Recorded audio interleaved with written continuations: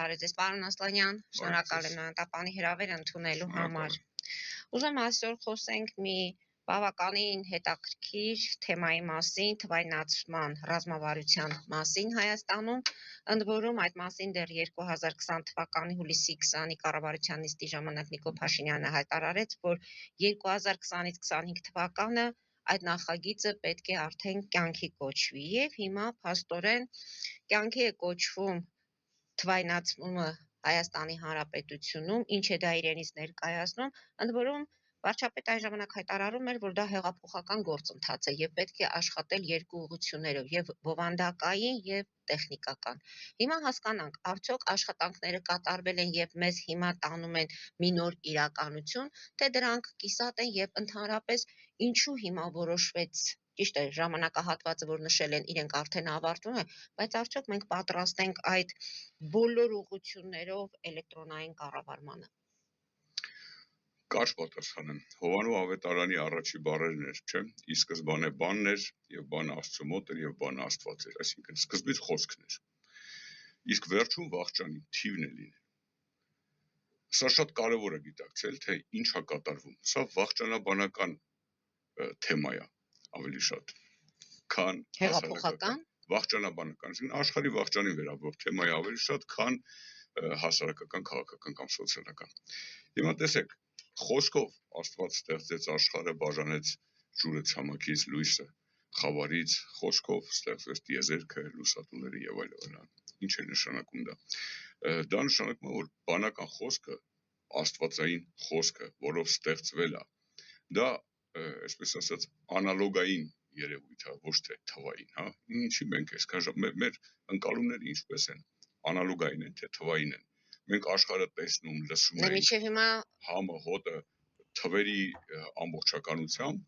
կամ QR կոդերով, թե տատանումներով, այդ ներդաշնակության մեջ գտնվող ուրեմն բնության եւ մեր սրտի, մեր հոգու տատանումներով։ Ուրեմն թիվը դա սատանայինն է, ես չեմ ասում թիվը աստվածատուր է, թիվը ինքը աստվածատուր է, բայց ամեն ինչը թվայնացնելը դա սատանայի հանճարի, չար հանճարի, այսպես ասած, գլուխգործոցն է, որին մենք մեր տկար մտքով եւ առանց Աստծո հետ ունենալու շատ պինդ ամուր կապը մենք մեր տկար մտքով երբեք չենք կարող հաղթահարել այս հանճարեղ ուրեմն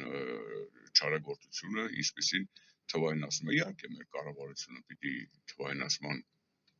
մասին խոսի, այնտեղից բզում են, որ արագացեք, բան եւ այլն, դուք եք այս գլոբալ աշխարհի մի մասը, ամբողջ աշխարհն է գնում թվայնացման, աշխարհակալ ուժերը, գլոբալիստները, կապ չունի ուլտրագլոբալիստներ են, իդեմս, ասենք, Բայդենի նման ինչ-որ նախագահների, թե ավելի քիչ, այսպես, հանդարտ գլոբալիստներ են իդեմս նոր նախագահի ԱՄՆ Թրամփի, կապ չունի։ Աշխարհը գնում է դեպի իր ավարտը, իսկ ավարտը լինելու է թվայնացմամբ, չէ՞ որ նույն Հովհաննեսի ավետարանում նշում է, որ նեռի թիվն է, նրա անվան թիվն է 666։ Ինչի է թվով նշում, որովհետև թիվը աշխարհի ամեն ինչը թվի վերածելը, դա ուրեմն արդեն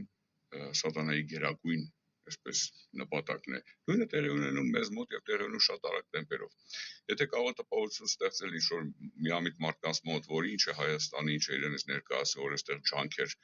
թափեն, որ ես ձեզ ասեմ, Հայաստանում շատ ավելի մեծ ջանքեր են թափում, շատ ավելի մեծ աշխատանքներ են կատարում, որովհետեւ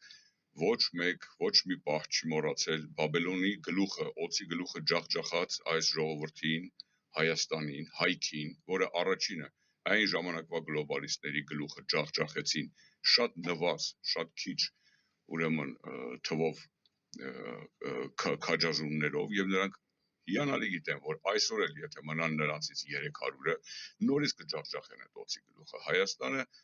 ամենաշատ թիրախավորված երկրներից մեկն է եւ թվայնացման, եւ այլասերության տարածման, եւ ընդհանրապես ֆիզիկական ոչնչացման, որովհետեւ մեր դեպքում արդեն շատ լավ գիտեն աշխարհակալ ուժերը, որ ֆիզիկական ոչնչացումը այս ազգի ամենաճիշտ եւ ամենակարճ ճանապարհն է, որովհետեւ եթե սրանցից եւս մնան հարյուրակներ, այդ հարյուրակները կրկին կբարձրանան եւ կրկին կջախջախեն օծի գլուխը, ինչպես ջախջախեցին Հայկ Նահապետի ժամանակ, այն ժամանակվա ամենագլոբալիստական կազմակերպության, այսպես ասեմ, ՆԱՏՕ-ի նման մի հատ ահռելի մեքենա, զինված մեքենա եւ Հայկը թորգոմը իր 300 ընդոցիններով, ինչպես նշում է խորենացի մոտ, կապ չունի թիվը, այդ 300 թիվը շատ տեղեր է, նաև Գեդեոնը 300-ով ջախջախեց հսկայական զորքին, եթե հիշում եք թշնամու։ Ուրեմն Հայաստանը թիրախավորված է եւ թվայնացման, եւ այդ 5G-երի, եւ էլեկտրոնային կոնցլագերի համակենտրոնացման ճամբարի արագ կառուցման տեմպերի առումով Հայաստանում պետք է այդ ամենը անել շատ արագ, որովհետև աշխարհին տիրելու բանալին այնպես որ չարուժերը նոր են գտել, հա, աշխարհին տիրելու բանալին մարդկանց զրկելն է հոգևոր ոլորտի գիտակցությունից, որ այդ ոլորտը առանձին կա, իր հոգևոր սկիզբը կա եւ ինքնուրույն գոյություն ունի, էլի հերիքա մարդուն զրկես դրանից եւ ասես այն ինչ որ տեսնում եք, շոշափում եք, դա կա ինչ որ չեք տեսնում, չեք շոշափում, դա կենթանիների մարդկանց վերածեցին նախ ոչնչացնելով ուրեմն հավատը առ Աստված տարբեր ազգերի մոտ, հատկապես քրիստոնյաներն են թիրախավորված եւ հիմա մարդուն արդեն կենթանուց տարբերելու ինչ է մնում, եթե անմահ հոգին մարդուց հեռացնենք, հանենք, ապա ինչ է տարբերելու մարդուն կենթանից, ոչ բան, որովհետեւ այս թվայնացման արդյունքով խոսքն էլ կկորի իր ամբողջ խորհրդով, չէ՞ որ դա խորհուրդ է, դա ծածուկ խորհուրդ է, խոսքը, բանականությունը։ Իսկ ավելի պրոզայիկ ես ասեմ, վաղուց ես տրանսպորտից չէի օգտվել, բայց քանի որ ձեզ մոտ մեքենան կանգնեցնելու տեղ չկա, թողել եմ ինչ-որ մետրոներից մեկի մոտ եւ մետրոյով գալիս եմ, ժետոն եմ խնդրում եւ ինձ տալիս են այս QR կոդ։ Սկզբից ապշեցես, ինչ եմ անելու, ասեցի, ցույց կտա։ Տեսեք, էլեմենտար բան, տարական բան եմ ասում։ Ինչը սա։ Սա իրանց դարդուցավը չի։ Սա մեզ թվայնացնելու միջոցներից մեկն է։ Տեսեք, ժետոնի նույն կանայք ժետոն էին վաճառում, հիմա սա են վաճառում։ Այդ տուրնիկետները, որ ժետոնը գցելու տեղ ունեն, մի հատ էլ հսկայական ներդրում են արել, որ սրանք ցույց տալու, ընթերցելու սարքել։ Ախր իմաստը ոչ տրանսպորտի գերագույն իմաստը, ճիշտ է։ Ջեպկիները գումար գողանալու բանի համար այդ ամեն ինչը կա, ես չեմ նշում, բայց գերագույն նպատակը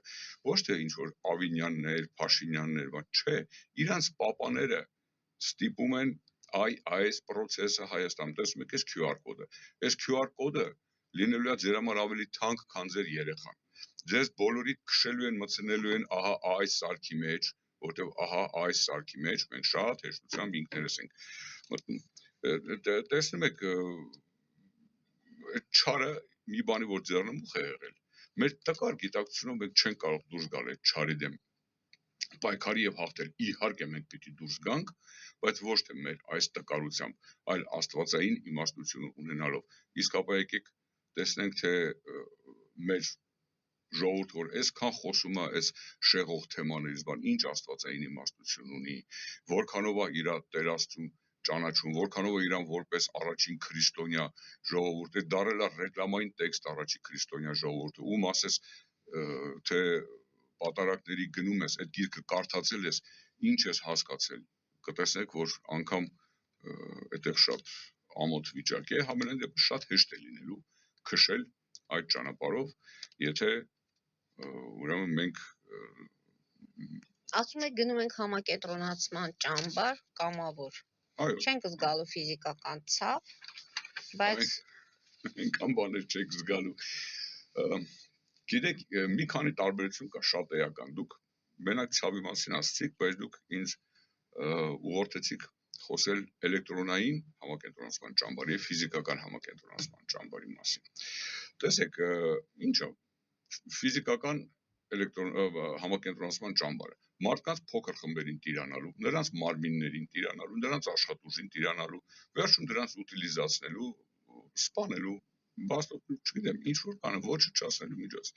Էլեկտրոնային կոնցլագերը ամբողջ մարդկությանը տիրանալու, ոչ թե մարդկանց մի փոքր խմբերի, հա, նրանց վարքագիծը վերահսկելու, մարդկանց աշխատուժը չարաշահելու,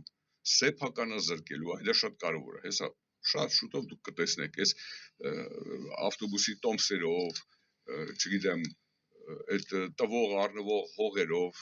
բաներով ձեզ քշելու են այս էլեկտրոնային ճամբարը, հետո դուք հասկանալու եք, որ այդ հայրենիքը իր ամեն մի գյուղով, որ մենք վեր ենք կենում, պայքարում, բան, մեզ պետք չի, ինչի տա պետք հայրենիքը, եթե դու էլեկտրոնային ճամբարում, համակենտրոնացման ճամբարում պիտի ապրես, ինչին է պետք Չինացում, Չինաստանը, եթե 15 րոպեանոց քաղաքներում են նրանց արդեն քշել, սպանդանոցների, այդ փոքրիկ սպանդանոցներում, ինչա 15 րոպե քայլում ես, ամեն ինչը կա, դու այդ քաղաքից ոչ կարող ես դուրս գալ առանց թույլտվության, քո սոցիալական միավորները, եթե չհերիք են, դու ընդհանրապես չես կարող բուհ ընդունվել, ինքնաթիռ նստել եւ այլն, ինչին է պետք այդ հայրենիքը, որը պետքա վերջում այս QR կոդին վերածվի։ Իդեպ այս QR կոդը այս 3 վանդակները տեսեք, իսկ քառակուսիա չէ QR կոդը։ Ինչի ունի 3 գագաթ, չորրորդը չկա։ 5 շտրիխ կոդերը ինչի ուներ 3 երկարացված գիծ այն տասնյակ գծերի մեջ։ Դա 666 է, դա իսկապես ների անվան թիվն է։ Տրամաբանականը չէ, որ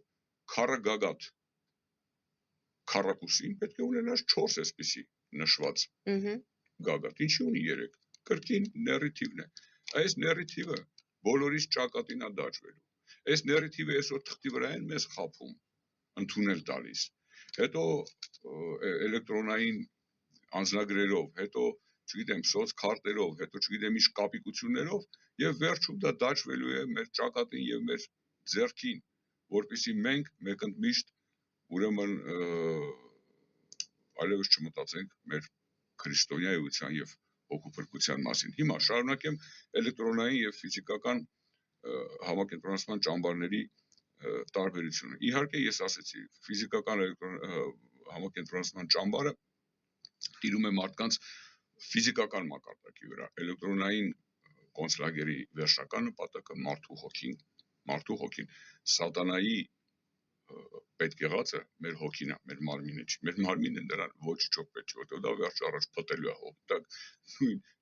որդերի բաժինն է դառնալ,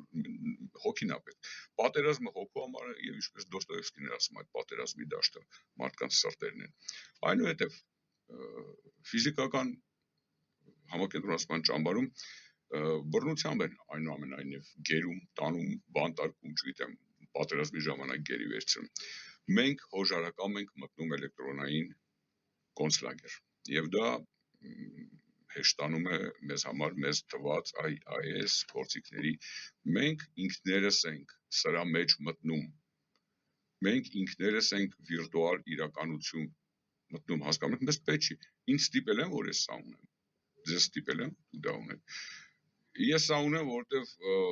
ինչ-որ հեշտությամբ եմ վճարումներ անում, ինչ-որ հեշտությամբ եմ լուրեր ստանում, ինչ-որ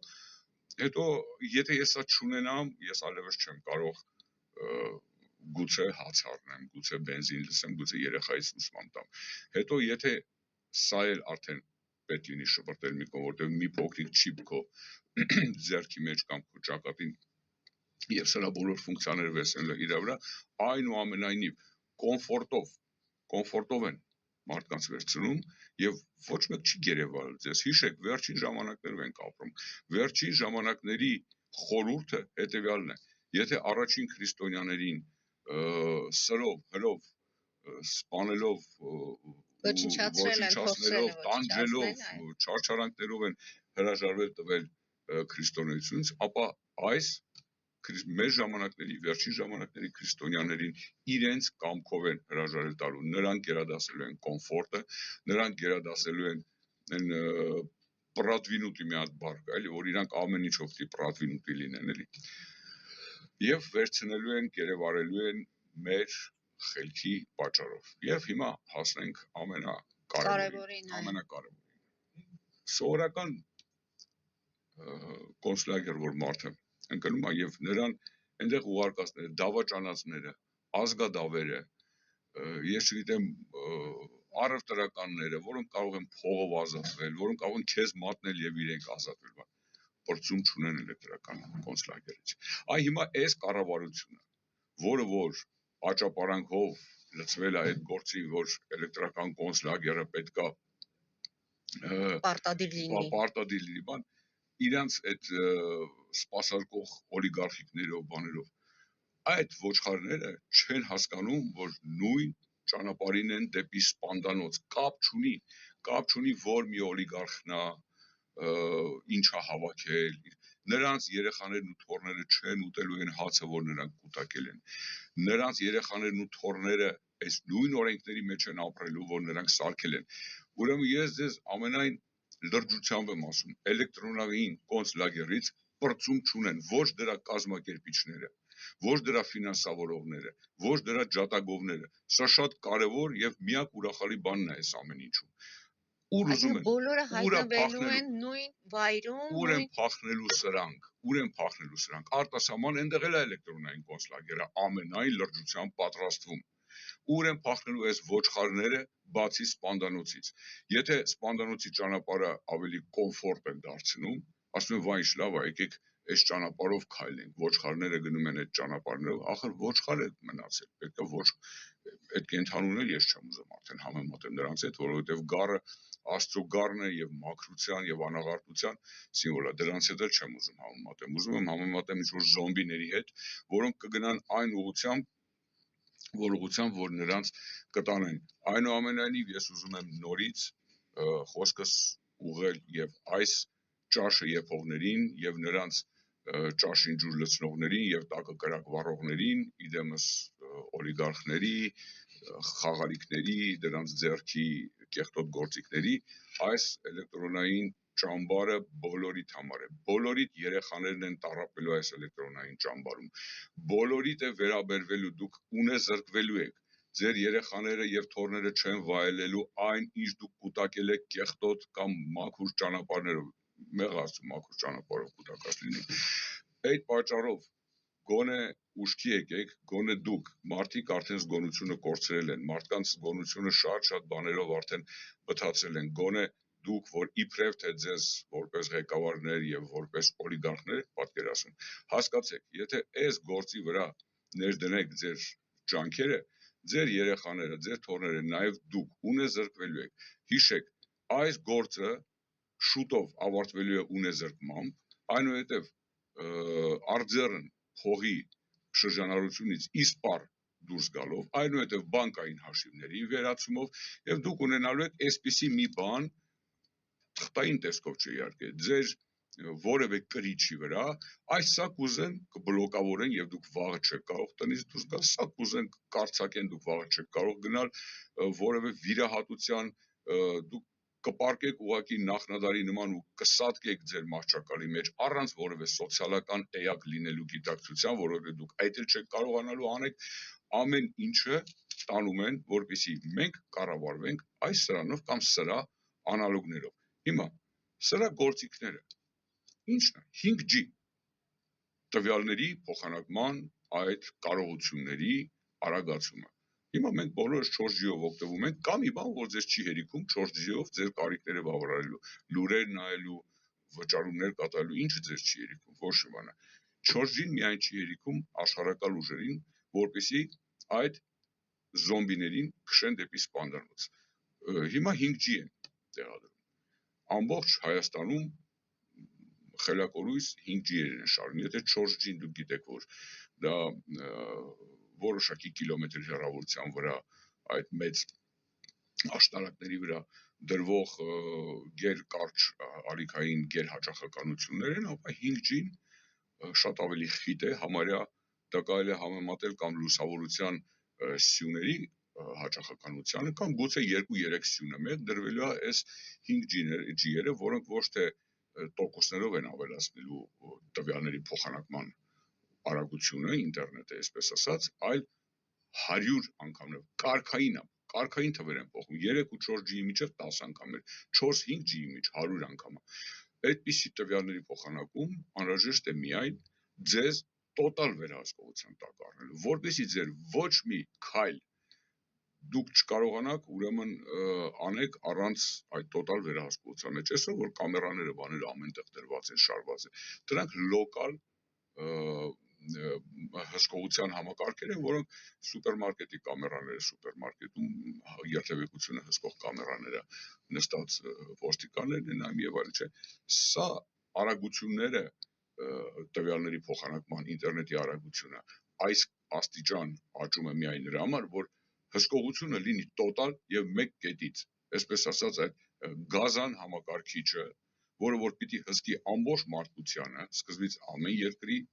մակարդակով, այնուհետև մեկ ընդհանուր համակարգչով պատկերացնում եք 8 միլիարդ մարդ պիտի ինչ անեն դա հայտնի լինի կառավարիչներին։ Իսկ կառավարիչները այս ողորմելիները չեն, որ կառավարությունների տեսքով վերընկած են ինչ-որ շենքերում եւ արտոնված են գնալ արտասահմանյան ուղևորությունների մի քիչ փող ծախսել, չտես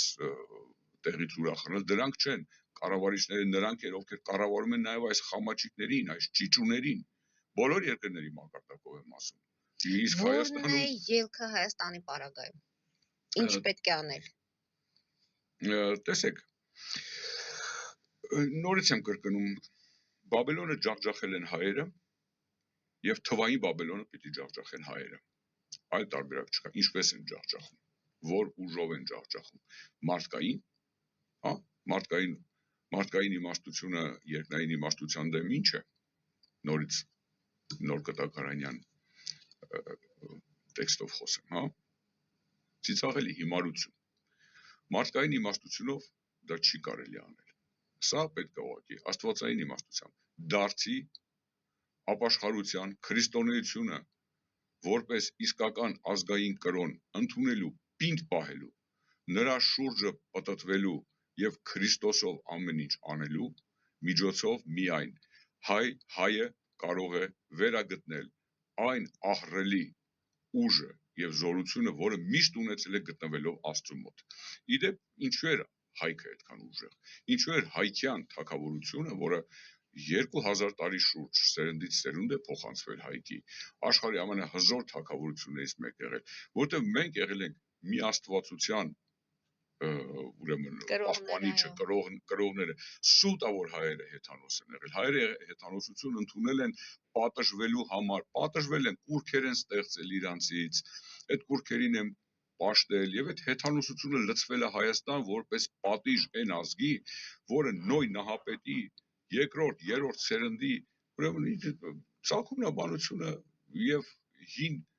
աշխարհի գրքերում են շատ եւ խորենացին այդ հին աշխարհի գրքերից է չէ՞ մեր ցակումնաբանությունը մեզ ցույց տալիս, ասում որպեսի մենք չգրենք մեր մասին այսպիսի բաներ, բերում ենք այս վկայությունները։ Հիմա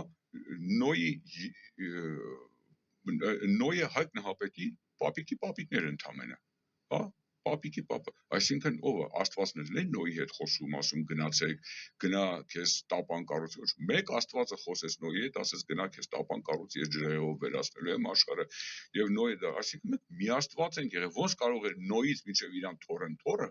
կամ թորգոմը իր թորան երեխան, հա, մի անգամից ինչ որ մենք ընկնեինք հեթանոսով, ոչ, բացառվում է, մենք ջախջախել ենք օծի գլուխը, մենք ջախջախել ենք առաջին Բաբելոնը, որովհետև Աստծով էինք, եւ կջախջախենք վերջին Բաբելոնը, այս թվային Բաբելոնը, եթե լինենք Քրիստոսով։ Եթե չլինենք, մեզ կոտրելու են, մեզ վերացնելու են, եւ եթե վերանա երկրի աղը,